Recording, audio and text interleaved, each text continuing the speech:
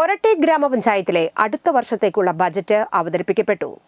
സമഗ്രവും ജനകീയവുമായ വികസനത്തിന് ഊന്നൽ നൽകിക്കൊണ്ടാണ് ബജറ്റ്.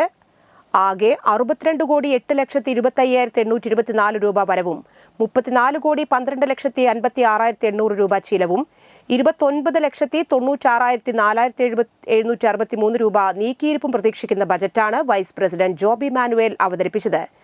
പ്രസിഡന്റ് ലീല സുബ്രഹ്മണ്യൻ അധ്യക്ഷത വഹിച്ചു. അടിസ്ഥാന സൗകര്യങ്ങൾ ശക്തിപ്പെടുത്തി വനിതാ ശാക്തീകരണത്തിനും സാമൂഹ്യനീതിക്കും മുൻഗണന നൽകി കാർഷികവും സ്വയം തൊഴിൽ മേഖലയും പ്രോത്സാഹിപ്പിച്ച് പുരോഗതി ഉറപ്പാക്കുകയാണ് ലക്ഷ്യം. അടിസ്ഥാന സൗകര്യ വികസനം, വനിതാ ശാക്തീകരണം, ആരോഗ്യപരിപാലനം, ഭവന സുരക്ഷ, ലൈഫ് മിഷൻ പദ്ധതി, പട്ടികജാതി ക്ഷേമം, സാമൂഹ്യനീതി, കാർഷികവും അനുബന്ധ സ്വയം തൊഴിൽ പദ്ധതികൾക്കും മുന്തിയ പരിഗണന നൽകിക്കൊണ്ടുള്ള ജനകീയ ബജറ്റാണ് അവതരിപ്പിച്ചത്.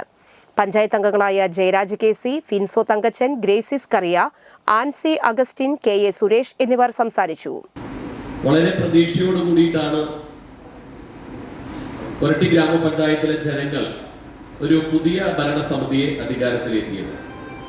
തീർച്ചയായിട്ടും ജനങ്ങളുടെ ആശയ അഭിലാഷങ്ങൾക്കനുസരിച്ച് 21 പേരടങ്ങുന്ന ഈ പഞ്ചായത്ത് ഭരണസമിതി തീർച്ചയായിട്ടും കൊരട്ടി ഗ്രാമപഞ്ചായത്തിന്റെ സമഗ്ര വികസനത്തിനു വേണ്ടി പ്രവർത്തിക്കും.